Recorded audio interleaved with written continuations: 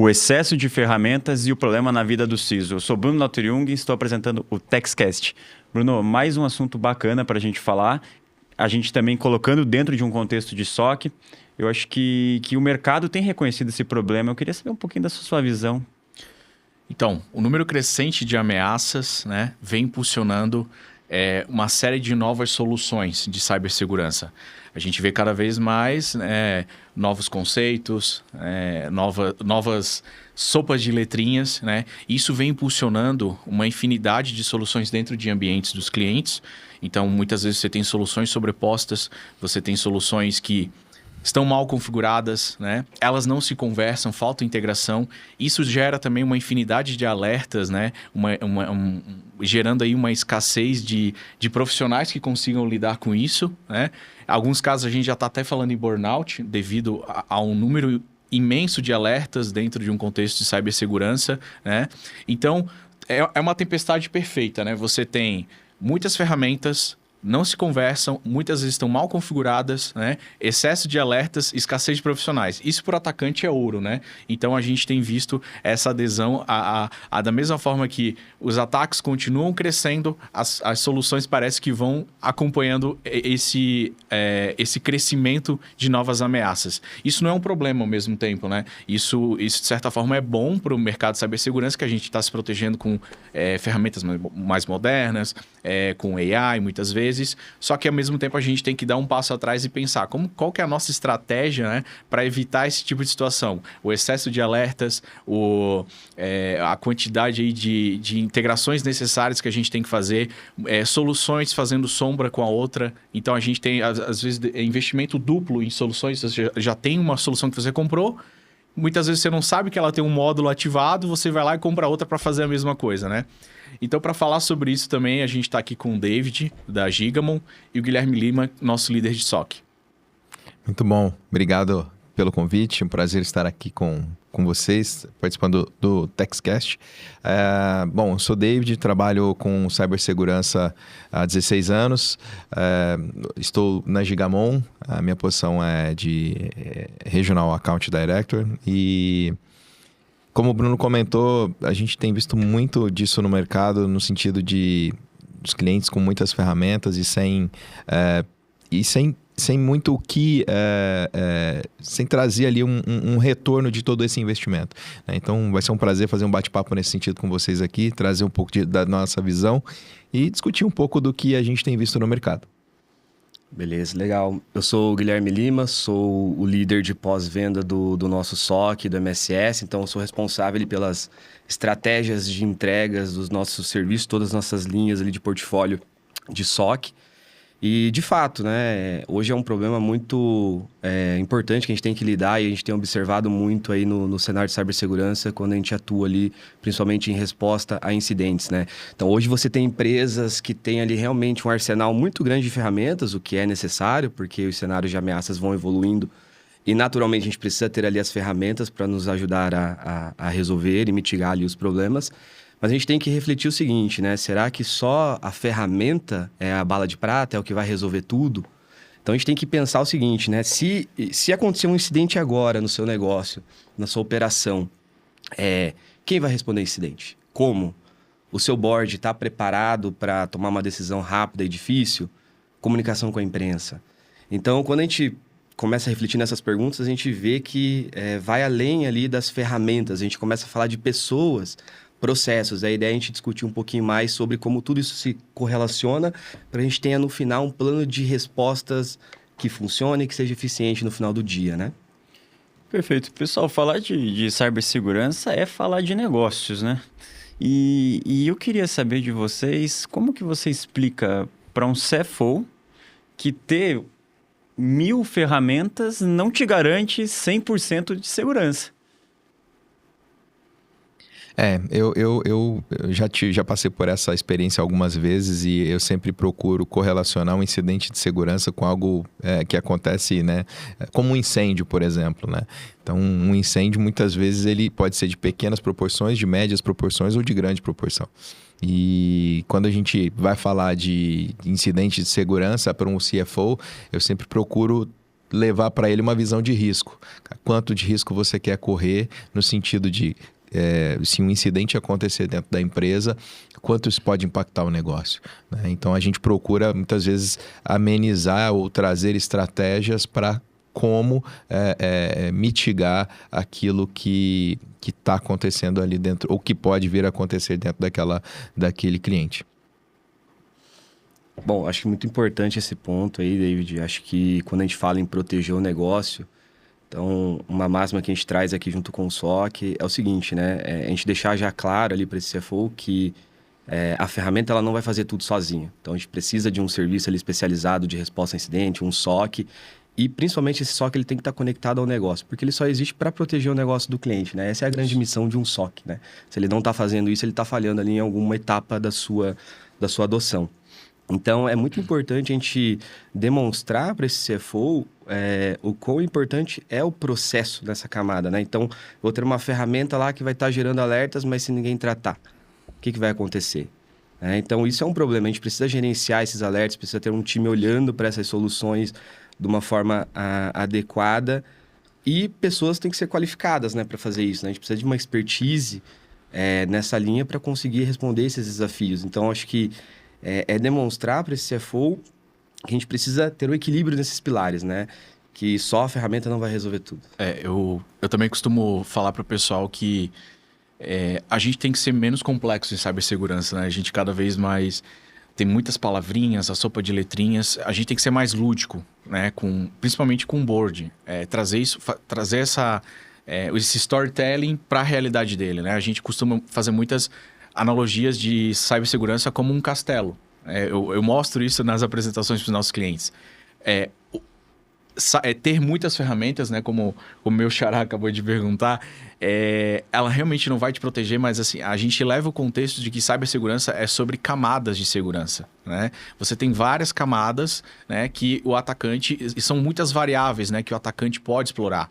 E isso não é suficiente porque a gente até falou isso nos 2 últimos podcasts, eu costumo dizer de novo, né? O pessoal daqui a pouco vai dizer que a gente sempre fala isso, mas é muito importante frisar, né? Processos, pessoas e tecnologia. Então, tudo tem que andar em conjunto. Então, assim, eu tenho 20 soluções, ok, eu tenho um bom nível de proteção, né? Eu tenho uma maturidade legal, estou cobrindo diversos gaps no meu ambiente. Só que, ao mesmo tempo, eu preciso estar com os processos bem alinhados. O plano de resposta a incidentes, né? O board tem que estar alinhado. A gente realmente está executando esse plano ele está desatualizado. Qual que é o meu papel durante o plano de resposta a incidente como um CFO? A gente costuma colocar os executivos nessa posição. Que decisão eu vou ter que tomar lá no dia? Eu vou ter que parar de faturar, né? Porque eu vou ter que derrubar o meu e-commerce, por exemplo. Então, eu costumo sempre pensar em trazer isso para a realidade deles, né? Fazer exercícios de cibersegurança para tomada de decisões, até às vezes gamificar algumas coisas, né? Que é importante fazer isso. E sempre mostrar que segurança a gente fala sobre camadas, mas nada funciona sem os 3 pilares, né? Processos, pessoas e tecnologias. Acho só para finalizar esse tema, até é importante o nosso time de governança do SOC, utiliza aí um framework de mercado muito reconhecido, que é o SOC CMM. Ele aborda justamente isso, né? O equilíbrio desses pilares, pessoas, processos e tecnologias alinhados ao negócio. Então, a gente também vê frameworks maduros aí no mercado que também vão nessa linha, né, do que a gente está abordando aqui, né? A importância desse equilíbrio. Falando desses 3 pilares, então vamos destrinchá-los um pouco. Pessoas, com certeza, é um pilar muito importante. Quando você fala de multiferramentas, multisoluções, você precisa de diversas pessoas para gerir essas multisoluções. Ao mesmo tempo, a gente sabe que o mercado de segurança não está sobrando pessoas, né? Justamente é outro problema. Então, eu queria saber, justamente acho que o Guilherme pode falar muito bem para a gente, como que é gerir todo um SOC com todas essas pessoas para que elas estejam prontas no momento de um incidente, por exemplo. Exatamente. Então, num cenário aí de multiferramentas, é um grande desafio para o cliente também, né? Então, geralmente você tem ali times reduzidos de cyber, temos o problema aí de falta de especialistas aí hoje no mercado aí, que também acaba agregando uma complexidade a esse desafio.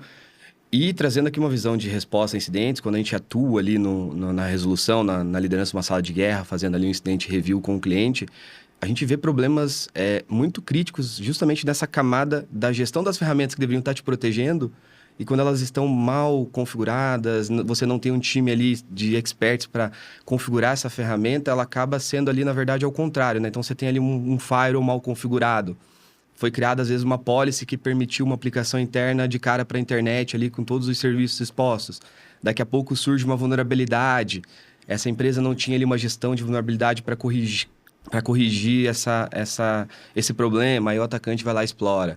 Ah, beleza. Você vai fazer um incident review, a empresa tem um EDR. Mas será que esse EDR está instalado em todos os ativos do seu parque? E por aí vai. A gente vê que a falta de gestão das ferramentas pode acabar colaborando para um incidente de segurança. Então, a Teletex, hoje, no time que eu gerencio, a gente tem um time de especialistas, que a gente chama de MSS, Managed Security Service, que atua justamente nessa camada para apoiar os nossos clientes a extrair o máximo das ferramentas. Garantir que as configurações estão corretas, estão aplicadas, isso de forma contínua, fazendo health check, se a ferramenta está ok ou não. Então, a gente vê que a camada de gestão da ferramenta ela é extremamente importante para a sua estratégia de arquitetura de cibersegurança, né? Isso que o Guilherme comentou é muito interessante e me veio aqui uma luz aqui, uma lembrança, né? E eu queria compartilhar. Isso é muito crítico, né? Muitas vezes, nessa jornada, trabalhando com clientes aí, protegendo clientes há mais de 16 anos, como eu comentei, eu já me deparei em várias situações onde eu vendi um contrato, sei lá, de DLP e o cliente demorou 3 anos para poder implementar o projeto. Ou seja, quando ele foi implementar o projeto, a licença já tinha vencido. Isso quer dizer o quê? Ele fez o investimento, ou seja, para o board esse investimento foi feito, mas o cliente não estava, de fato, protegido. Então, isso é um issue muito grande, né? Enfim, então, passa por muitas questões, como o Guilherme comentou, né? Falta de pessoas treinadas, a falta de processos bem definidos e no caso, tinha ferramenta, mas não estava implementado. Então, é um problema, isso sim. E dentro daquele contexto que eu falei de falta de pessoas, porque hoje não é toda empresa que consegue garantir um time gigantesco de cibersegurança, porque simplesmente não tem pessoas qualificadas no mercado.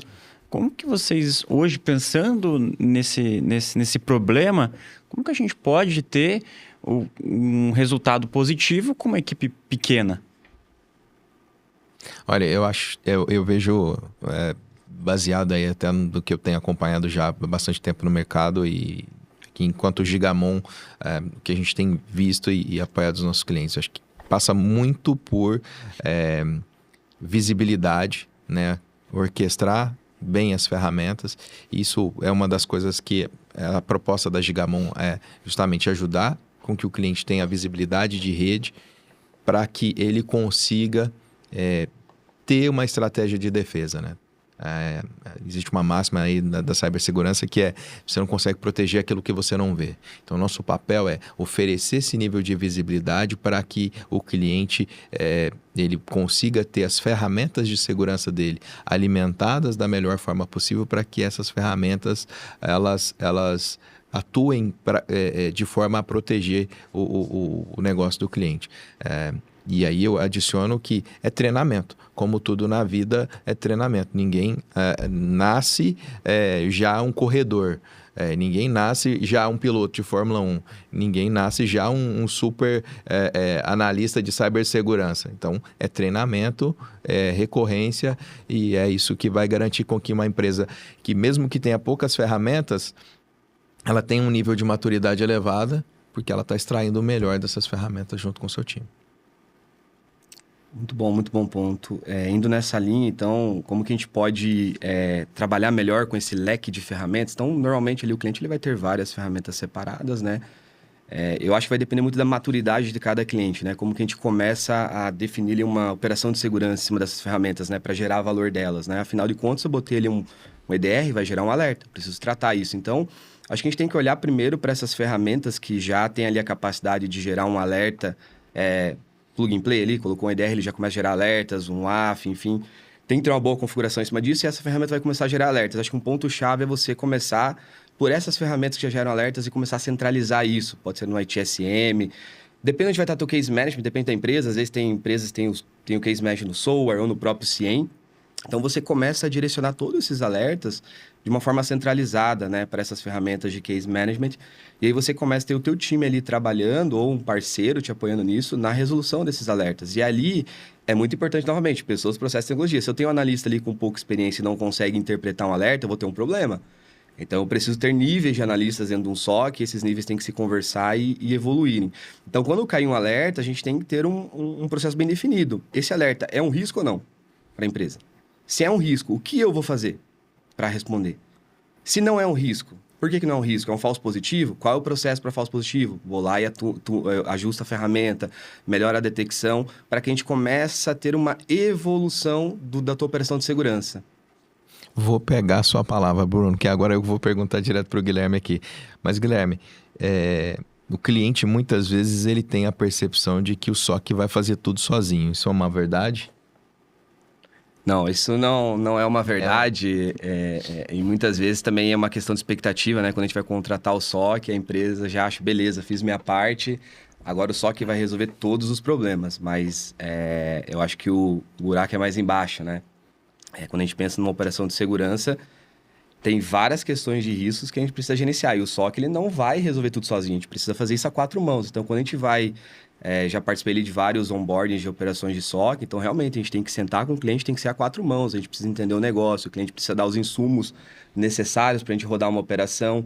E essa interação nunca vai acabar, a gente vai ser um potencializador ali do cliente, a gente não vai assumir todo o risco, né? A gente vai ter que atuar em colaboração. Então é muito importante que as empresas entendam, quando elas estão contratando um SOC, que tem que existir essa colaboração, né? Você não está jogando o seu risco para o fornecedor de SOC, né? Você está trazendo esse fornecedor para te apoiar na gestão do seu risco. O risco continua sendo da sua empresa. Excelente. Falando um pouquinho de tecnologia agora, a palavra do momento é GenAI, agentes de IA e por aí vai. Como que vocês enxergam o SOC do futuro com o GenAI? Acham que ele vai ser mais automatizado, mais enxuto? Bom, vamos lá, aí acho que a gente tem que... É um mercado que está em muito movimento, né? A gente tem que, acho que, só entender o que é hype, o que é realidade hoje. Eu vejo que, sim, a IA é uma realidade, a gente tem que trazer isso para dentro, principalmente da operação de SOC, que eu lidero. A gente tem que começar a integrar isso, mas tem que ser de uma forma gradual, a gente precisa entender aonde que a IA realmente vai nos ajudar. Então, hoje nós temos, além da IA generativa, tem os agentes de IA, que ali visam começar a automatizar algumas tarefas, começar a pensar e tomar decisões, mas eu entendo que a gente tem que ir evoluindo aos poucos, né? A gente precisa começar a ganhar confiança na IA, né? E como que a gente ganha confiança? Isso é com o tempo, a gente precisa começar a rodar a IA talvez ali num processo de nível 1, ele enriquecendo um alerta, propondo algumas soluções, e a gente precisa ter um analista ali acompanhando, né? A IA vai ser um potencializador ali do time. E à medida que a gente vai ganhando confiança nessa IA, a gente vai soltando cada vez mais o processo ali e vai evoluindo. Mas a IA, sim, ela é uma realidade.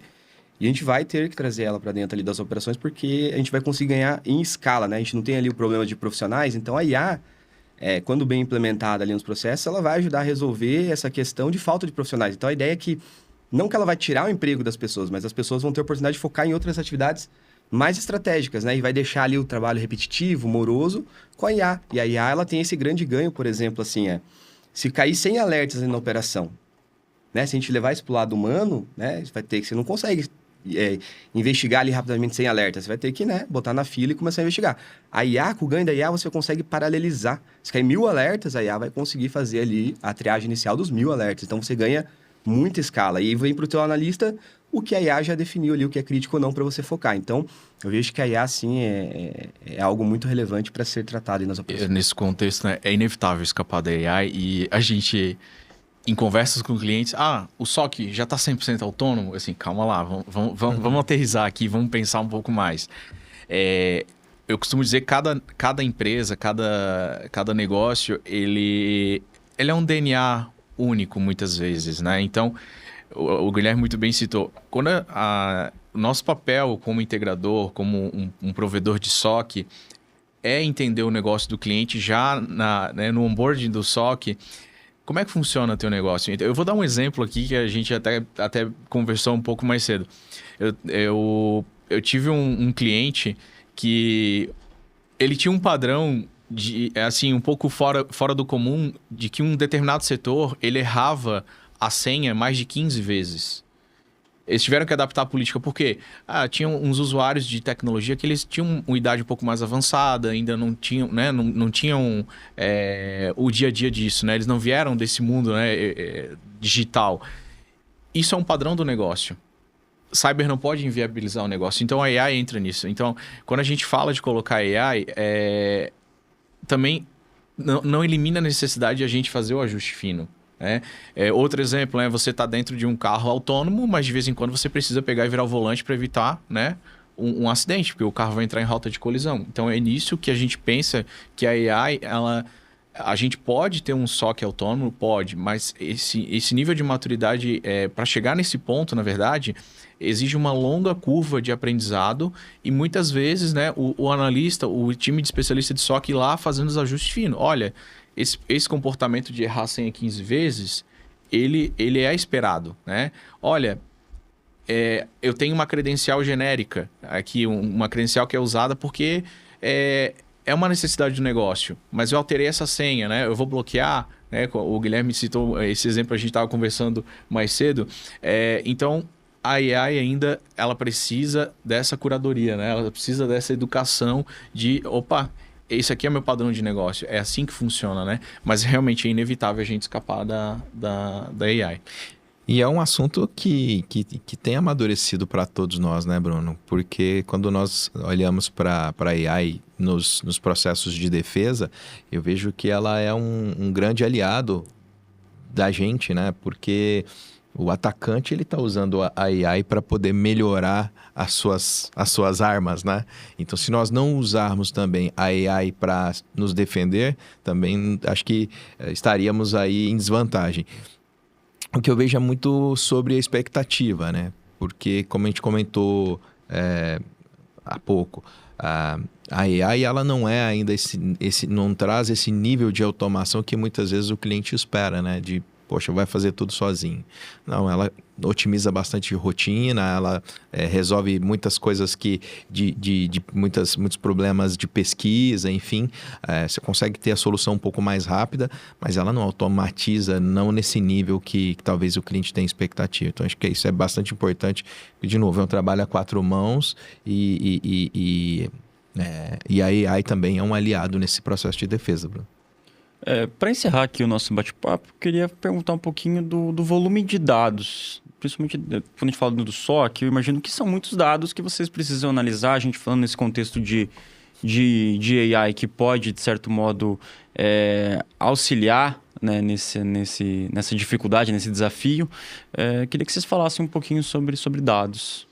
Certo. Aí, com essa linha aí, a gente fala da maturidade. Então, a gente começa ali monitorando os alertas, mas conforme a gente vai evoluindo ali na jornada de maturidade, chega um momento que também existe necessidade ali também, por questões de compliance, de você começar a monitorar os seus ativos diretamente. Aí tem aplicações SaaS, você tem um ambiente totalmente distribuído.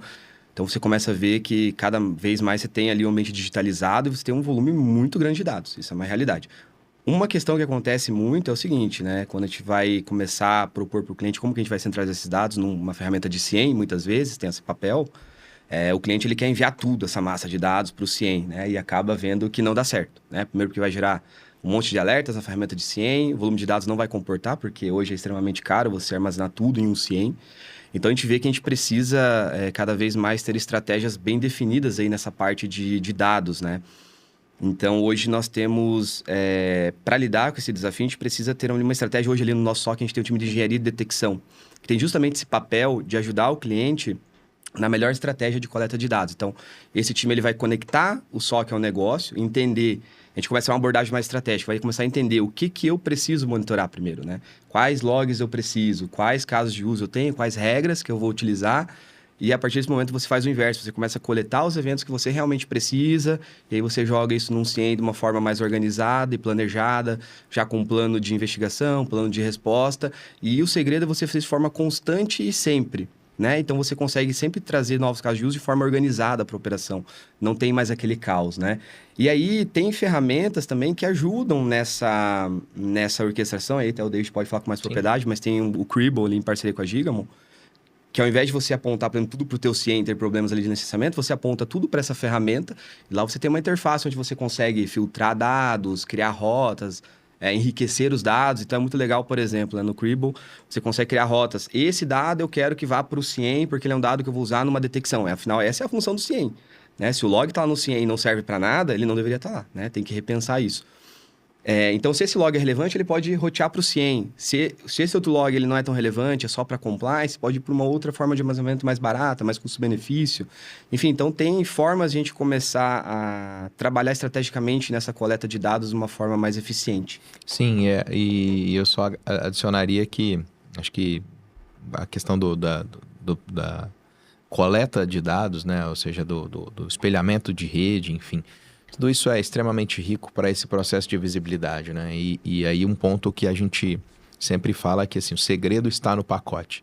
À medida que a gente tem esse nível de visibilidade, a gente aumenta muito a capacidade de detecção das ferramentas, porque eu começo enxergando o pacote de rede, dando esse nível de visibilidade para as ferramentas, é como se eu estivesse alimentando as ferramentas com aquilo que há de melhor de informação dentro da rede para que elas tomem a melhor decisão, né? E aí o resto é processos, né?